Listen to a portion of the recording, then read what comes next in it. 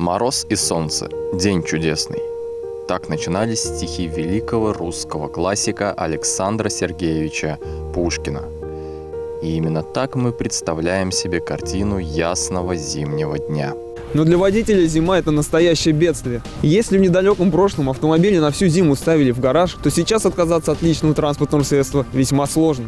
Автомобиль претерпел большие конструктивные изменения, стал менее прихотлив и дружелюбнее к владельцу. Он прочно вошел в нашу жизнь и стал уже не роскошью, а обыденным средством передвижения.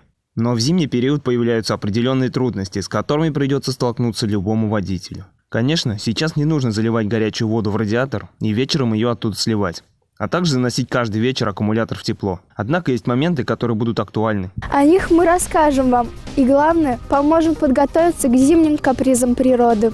Здравствуйте, с вами Анжела Андреева и Илья Сергеев. Вы смотрите путевую передачу. Начнем с простого. Приезжая вечером на стоянку и заглушив двигатель, проверьте, все ли потребители электроэнергии отключены. У многих современных автомобилей они отключаются вместе с зажиганием, но есть модели, где это делается вручную. Забыли выключить магнитолу или фары? Будьте готовы к тому, что с утра автомобиль откажется заводиться. Имейте в виду, что на холоде разряд батареи увеличивается в геометрической прогрессии прямо пропорционально падению столбика термометра.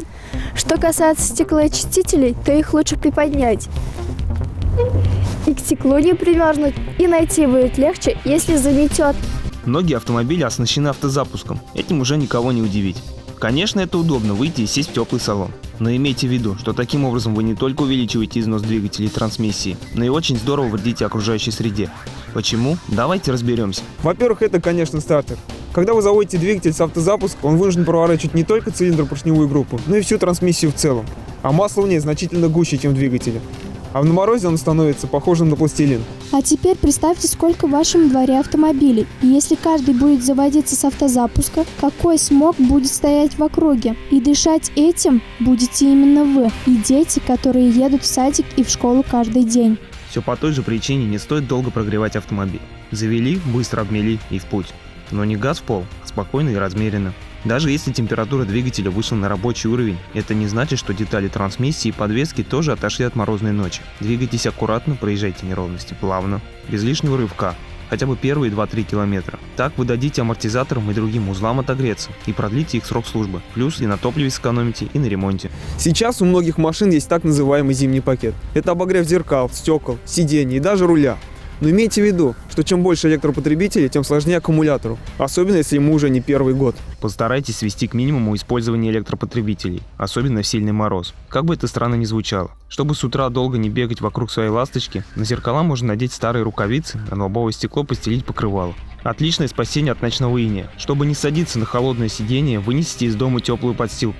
А вместо подогрева руля можно проехаться и в перчатках, пока салон не прогреется. Несмотря на кажущуюся абсурдность данного совета, это действительно значительно продлит срок службы аккумуляторной батареи. Несмотря на кажущуюся абсурдность данного совета, это действительно значительно продлит срок службы аккумуляторной батареи.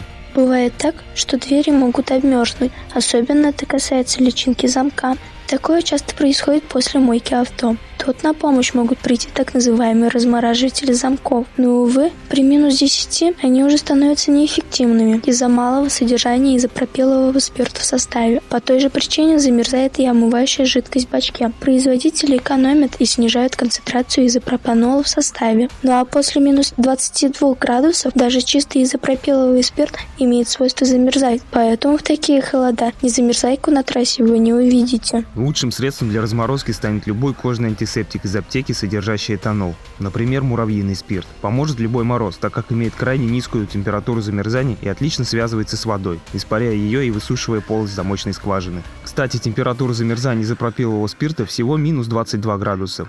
Поэтому все незамерзайки с надписью минус 30 неэффективны уже при минус 15, так как содержат менее 30% изопропанола. И обязательно смазывайте уплотнители дверей силиконовой смазкой. Это предотвратит их примерзание и последующее повреждение при открывании замерзшей двери. Откапывать свой автомобиль, конечно же, лучше лопатой, которая должна храниться у вас в багажнике.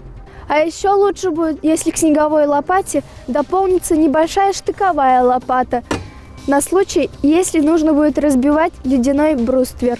Ну а если вы решили отправиться в дальнюю дорогу в зимний день, не забудьте взять с собой старую теплую куртку.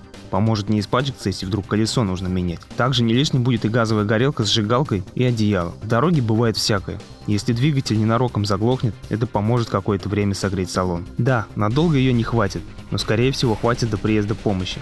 Только имейте в виду, что пользоваться в таком замкнутом пространстве ей нужно крайне аккуратно. И, конечно, периодически обязательно проверяйте все узлы и агрегаты вашего железного коня.